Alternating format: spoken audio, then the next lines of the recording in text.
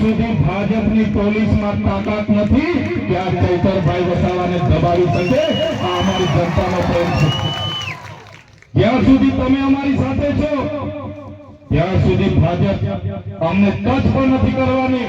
એક વાર જેલ કરાવશે, 2 વાર જેલ કરાવશે, 3 વાર જેલ કરાવશે, પણ મારા વડીલો, મારી યુવાનો, મારી બહેનો, મારા માતાઓને મારે વિનંતી છે, સરકાર એમની બહુ મોટી છે, પોલીસ એમની છે, આર્મી એમની છે, કોર્ટ કચેરી એમની છે, કલેક્ટર એમના છે, ડીડીઓ એમના છે, એસપી એમના છે.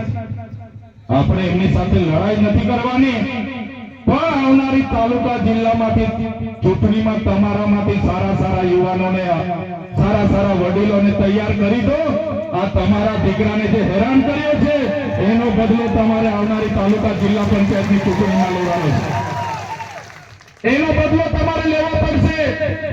કેમ કે જ્યારે મેં જેલમાં હતો ત્યારે એમના આ બાજુના સાંસદ અમારા રાજપીપળામાં આવીને કહેતા હતા, પેલો તમારો ચૈતર વસાવો જેલમાં છે, નથી છૂટવાનો, નથી છૂટવાનો, એનું પૂરું કરી નાખ્યું અમે. ત્યારે તમારા સાંસદોને, ધારાસભ્યોને હું કહેવા માંગુ છું, तुमको क्या लगता था नहीं लौटेंगे, तुमको क्या लगता था नहीं लौटेंगे, गलत. जब तक तोड़ेंगे नहीं तब तक छोड़ेंगे नहीं. हमको क्या अंडू फंडू गंडू झंडू समझ के रखा है क्या? ये चैतर वसावा है, चैतर वसावा कभी झुकेगा नहीं. करारा जवाब मिलेगा, करारा जवाब मिलेगा. ત્યારે આ ભારતીય જનતા પાર્ટી 30 વર્ષથી શાસનમાં છે, કેન્દ્રમાં એમનું શાસન છે. અમારા લોકો નર્મદાનું પાણી જોઈ શકે છે પણ પિયત માટે અમને મળતું નથી.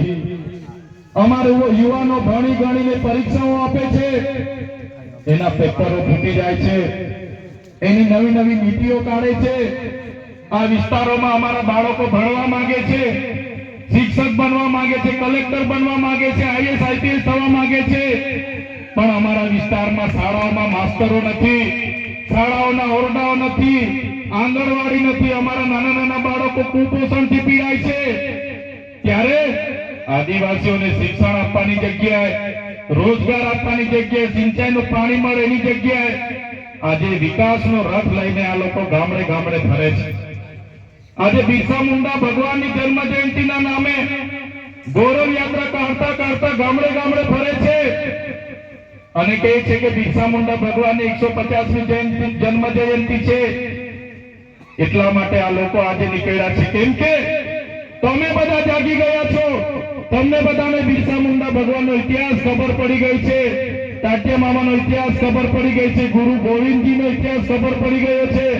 એટલે આપણા લોકોના મત હવે મળવાના નથી એમ કરીને આપણા ક્રાંતિકારીઓના ફોટા લગાડીને ગામડે ગામડે ફરે છે. એમના વડાપ્રધાન હમણાં કેવડિયા આવ્યા અને કીધું, અમારા આદિવાસી ભાઈ બહેનો તમારે આત્મનિર્ભર બનવાનું છે, આત્મનિર્ભર બનવાનું છે. અમારો આદિવાસી સમાજ આદિ અનાદિકાળથી આત્મનિર્ભર છે. વડાપ્રધાન બન્યા પછી 5400 કંપનીઓ તો વિદેશથી તમે લઈને આવ્યા છે. અમારો આદિવાસી સમાજ તો આત્મનિર્ભર જ છે. વડાપ્રધાન બન્યા પછી તમે 5400 વિદેશી કંપનીઓ લઈને આવ્યા છો. અમારા ઘરમાં જે સામાન આવે છે, made in China, made in Taiwan, made in Korea, made in Japan, તો તમે વડાપ્રધાન બનીને શું ધંધા કરો છો? આપણને કહે છે લોકો કે ભાઈ એક પેડ માં કે નામ. આપણને બધાને સારી સારી ફૂલ ગુલાબી વાર્તાઓ બતાવશે. એક પેડ માં કે નામ રોપજો બધા, એક પેડ માં કે નામ. આપણે એક પેડ માં કે નામ રોપીશું, રોપીએ છે અને જંગલ સાથેનો આપણો નાતો છે. એક પેડ નામે માં કે નામ કરી કરીને આ લોકોએ આખું જંગલ અદાણી કે નામ કરીને આ લોકોએ આપી દીધું છે. આખું જંગલ અદાણી કે નામ કરીને આપી દીધું છે. હમણાં જળ જંગલ જમીન આપણી પાસે જેટલું હતું એટલું તો આ સરકારોએ એમના ઉદ્યોગપતિ અદાણીને અંબાણીને આપી દીધું, ટોરેન્ટોને આપી દીધું. હવે આ આપણા દેશના વડાપ્રધાન 15મી તારીખે ડેડિયાપાડા આવે એના પહેલા દેવ મોગરા માતાજી ક્યાં છે, એનો વિસ્તાર કેવો છે એ જોવા માટે જવાના છે. મારા સાથીઓ, તમને કહેવા માંગુ છું, આ નરેન્દ્રભાઈ મોદીજી જ્યારે વિસ્તાર જોઈને જશે, તમે લખી રાખજો, આવનારા દિવસોમાં આપણી કુળદેવીને પણ અદાણીને લખીને આપી દેશે, એની કોઈની ગેરંટી નથી. કેમ કે આ વ્યક્તિ જ્યાં જાય, જેનું દર્શન કરી આવે, જેને જોઈ આવે, એ પછી રિલાયન્સ ને આપી દે, ટાટા ને આપી દે, અદાણીને, બિરલાને આપી દે. ત્યારે આપણી માતાજીના રક્ષણ કરવા માટે પણ આપણે તૈયાર રહેવું પડશે. ત્યારે તમે વિચાર કરો, જો વડાપ્રધાને ભગવાન બિરસા મુંડાની 150મી જન્મ જયંતિ ઉજવવાની જ હતી, તો એમનું જન્મસ્થળ ઝારખંડમાં રાંચીમાં આવ્યું છે. જો આખા દેશનો ગૌરવ યાત્રાનો કાર્યક્રમ હતો અને ભગવાન બિરસા મુંડાની જન્મ જયંતિ તમારે ઉજવવાની હતી, તો ભગવાન બિરસા મુંડાનું કર્મભૂમિ, જન્મભૂમિ ઝારખંડની રાંચીમાં આવેલી છે. તમે ત્યાં જઈને આખા ગુજરાતને, આખા દેશના આદિવાસીઓને સારો સંદેશો આપી શકત, પણ વેડિયાપાડામાં આવીને ચૈતરભાઈની વિકેટ પાડવાનું જે તમે આયોજન કર્યું છે, આ આદિવાસી સમાજ જોઈ રહેલો છે. આવનારા દિવસોમાંથી આખા ગુજરાતમાંથી તમારી વિકેટ પાડી દેવા માટે અમે તૈયાર છીએ. અમે આંદોલનો કર્યા, આદિવાસી જાગૃત થયા, એટલે આ લોકોને થયું કે હવે આદિવાસીઓ તો જાગી ગયા છે, ધીરે ધીરે ચૈતરભાઈ સાથે જવા લાગ્યા છે, આમ આદમી પાર્ટીમાં જોડાવા લાગ્યા છે, ગોપાલભાઈ ઇટાલિયા, ઈશુદાનભાઈ ગઢવી, અરવિંદ કેજરીવાલ સાથે જવા લાગ્યા છે. એટલે એ લોકોએ આખું મંત્રીમંડળ બદલી નાખ્યું. મંત્રીમંડળ બદલી નાખ્યું ત્યારે અમારા સરપંચો અને અમારા વડીલો જે પ્રકારે કહે છે, કોઈ ભેંસ ઓછું દૂધ આપે તો એના ખીલા બદલવાનું નથી રહેતું, ભેંસ બદલી નાખવી પડે છે. નાખવી પડે છે કે નથી નાખવી? ત્યારે આ લોકો મંત્રી બદલે છે.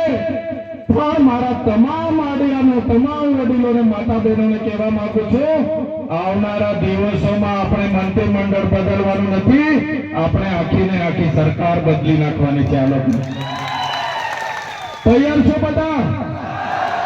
સરકાર બદલી નાખીશું, સરકાર બદલી નાખીશું, પરિવર્તન લાવીશું, પરિવર્તન લાવીશું, પરિવર્તન લાવીશું.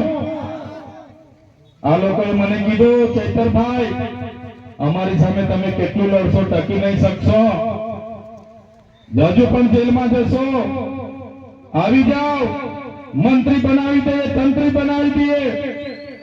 તમારા મંત્રી બની જઈશું, તમારો તંત્રી બની જઈશું, પૈસા કમાઈ લઈશું, બંગલા બની જશે, ગાડીઓ બની જશે. પણ અમારા આદિવાસીઓ માટે પછી કોણ બોલશે? કોણ બોલશે અમારા આદિવાસીઓ માટે? આ વિસ્તારના ઓબીસી માટે કોણ લડશે? આ વિસ્તારના એસસી એસટી માઇનોરિટી માટે કોણ લડશે? ત્યારે અમે કીધું, તમારામાં જેટલા અમારા નેતાઓ છે, એ નેતાઓને તમે એક પિંજરાના વાઘ જેવા, સરકસના વાઘ જેવા બનાવી દીધા છે. આ વિસ્તારના પણ મોટા મોટા નેતાઓ પોતે વાઘ છે એવું કહેતા હતા. અમે જ્યારે મીટિંગ હોય ત્યારે ભાષણ કરે, ટાઈગર અભી જિંદા હે, ટાઈગર અભી જિંદા હે. એ ભાષણ કરવા વાળા ભાજપમાં ગયા અને સરઘસના ટાઈગર બનીને આજે બેસી રહ્યા છે. સરઘસના ટાઈગર બનીને બેસી રહ્યા છે. ઉપરથી જેટલી ચાવી ફેરવે એટલું રમકડું ગાય, એટલી જ ભજન એ લોકો ગાય છે. ત્યારે સાથીઓ, આ તમારો દીકરો, આ ચૈતર વસાવો એમના સરઘસનો ટાઈગર નથી બનવા માંગતો, જંગલનો ટાઈગર બનીને સ્વતંત્ર ફરવા માંગે છે. જંગલનો ટાઈગર બનીને અમે બધા સ્વતંત્ર ફરવા માંગીએ છીએ. આ બધો ઇલાકો અમારો છે. અમારા નસવાડીના એક કાકા ધારાસભ્ય છે, સિનિયર ધારાસભ્ય. નસવાડીમાં આજે અમારો પ્રોગ્રામ હતો. કાકાએ અમારા સરપંચોને ડરાવ્યા અને અમારા પ્રોગ્રામ નથી, એમણે પ્રોગ્રામ રાખી દીધા. ત્યારે કાકાને કહેવા માંગુ છું, આજે ચૈતર વસાવાને નર્મદામાંથી તળી પાર કરી દીધા છે, ત્યાં જવા નથી દેતા. આજે દેડિયાપાડામાં પ્રવેશ બંધી છે. તમે નસવાડીમાંથી અમને કહેશો કે અહીંયાથી નીકળી જાઓ, પણ અમે આ ચૈતર વસાવા, અમારી ટીમ અમારા લોકોના દિલોમાં રહે છે અને લોકોના દિલોમાંથી તમારી ભાજપની સરકાર અમને ક્યારે કાઢી નથી શકવાની, ક્યારે કાઢી નથી શકવાની. એનો પણ જવાબ આવનારા દિવસોમાં આપીશું. ત્યારે નવી વસાહતોના આગેવાનો મને રસ્તે મળ્યા, મારી સામે કહેતા હતા, સાહેબ અમે નર્મદાના નવી વસાહતના લોકો છે, અમે આ ધારાસભ્યના હુજે લાગ્યા, આ જ ભાજપના નેતાઓનું માની લીધું અને આજે અમારા દીકરા દીકરીઓ અમને ખીજવાય છે, અમારો અધિકાર નથી મળ્યો. ત્યારે આ ભાજપના લોકોએ માત્ર ભાજપમાં જઈને ઊંચી આગળ કરવાનું જ કામ કર્યું છે.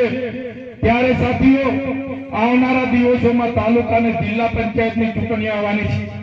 રાષ્ટ્રીય પાર્ટી છે આમ આદમી પાર્ટીનો મંચ તમને અમે આપીએ છીએ. આપણા આજે રતનસિંહભાઈ સરપંચ, ભંગ્યાભાઈ સરપંચ, નવસિંહભાઈ સરપંચ અને તમામ સરપંચો તમારી સાથે છે, કોઈને ડરવાની જરૂર નથી. તમે રાતે કહેશો, રાતે અમે આવીને ઉભા થઈ જઈશું. ત્યારે તમારામાંથી સારા સારા વડીલો, સારા સારા યુવાનો, સારી સારી બહેનો આવનારા દિવસોમાં ચૂંટણી લડીને આ નગરપાલિકા હોય કે તાલુકા પંચાયતના પ્રમુખ બનીને તમારે આવી જવાનું છે. સત્તા તમારે હાથમાં લઈ લેવાની છે. આ લોકોની તાકાત આ સત્તામાં છે. જે પ્રકારે આપણા વડીલોએ કીધું તો, વાર્તાઓમાં આવતું તો કે એક રાજા, એનો જીવ પોપટમાં હતો, એ જ પ્રકારે આ ભાજપના લોકોનો જીવ સત્તા અને ખુરશીમાં છે. તમે જાગી જાઓ, ખુરશી આપણે ખોચી લઈએ, સત્તા આપણે ખોચી લઈએ એટલે આ ભાજપના રાજા ઓટોમેટિક ઘરે બેસી જવાના છે. તૈયાર છો તમે? સત્તા ખોચી લેવાની છે. તૈયાર છો બધા? જય આદિવાસી.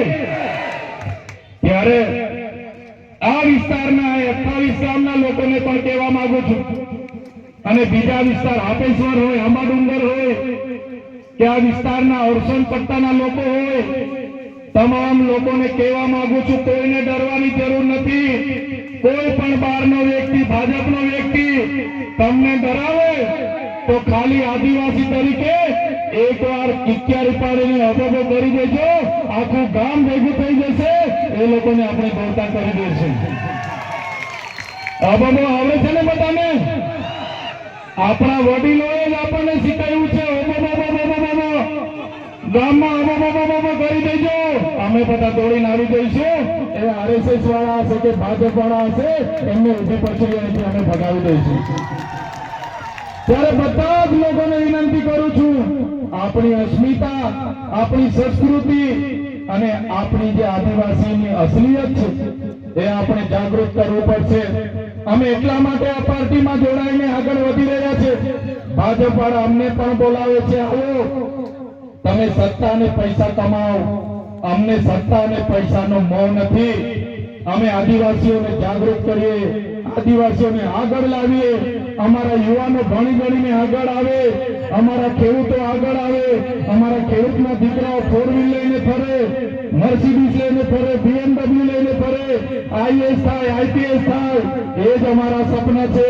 અમારા લોકોના નાના મોટા પ્રશ્ન છે, એનો પણ આવનારા દિવસોમાં સરકારમાં 2027માં અમે બધા આમાંથી જઈએ અને આદિવાસીઓના હિતના કામ કરીએ, આ વિસ્તારના યુવાનોના હિતના કામ કરીએ, ગુજરાતના 18 વર્ગના 18 વર્ણના લોકોના હિતના કામ કરીએ. એ અમારા બધાના સપના છે. ત્યારે વધારે વાતો નથી કહેતો, પણ આવી જ પ્રકારે તમારો સાથ અને સહકાર અમને જોઈશે. કેમ કે આ લોકો છેલ્લા દિવસે દારૂ લાવે, પાર્ટીઓ કરાવે, ખવડાવે, પીવડાવે અને 50 રૂપિયા આપે, 500 રૂપિયા આપે અને મત લઈને જીતીને 5 વર્ષ સુધી દેખાતા નથી. ત્યારે આવનારી ચૂંટણીઓમાં પણ આપણા આ વિસ્તારના કેટલાક ભાજપના નેતાઓ આ જ કામ કરશે. એના કરતા તમે તમારામાંથી ઉમેદવારો તૈયાર કરી દો, એના માટે તમે મહેનત કરો અને જીતાડીને લાવો અને આપણા લોકોના સારા કામ થાય એ દિશા તરફ આપણે આગળ વધવાનું છે.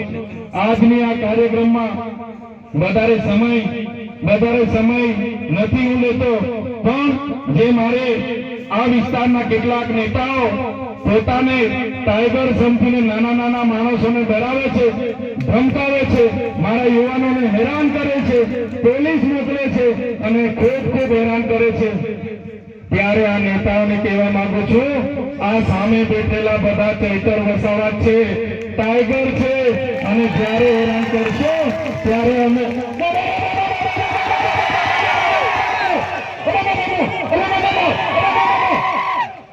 આ અમારી તાકાત અમે આવનારા દિવસોમાં બતાવીશું ને તૈયાર છો બધા? ધન્યવાદ. જય આદિવાસી. અહીં મારો વક્તવ્ય પૂરું કરું છું. તમામ વડીલો, માતા બહેનો, મીડિયાના મિત્રો, પોલીસ મિત્રો, તમામ લોકોનો ખૂબ ખૂબ આભાર માનું છું. ધન્યવાદ. જય આદિવાસી, જય જોહાર, जय भारत. जाता है उद्योगपति नहीं तो आप खूब खूब आभार.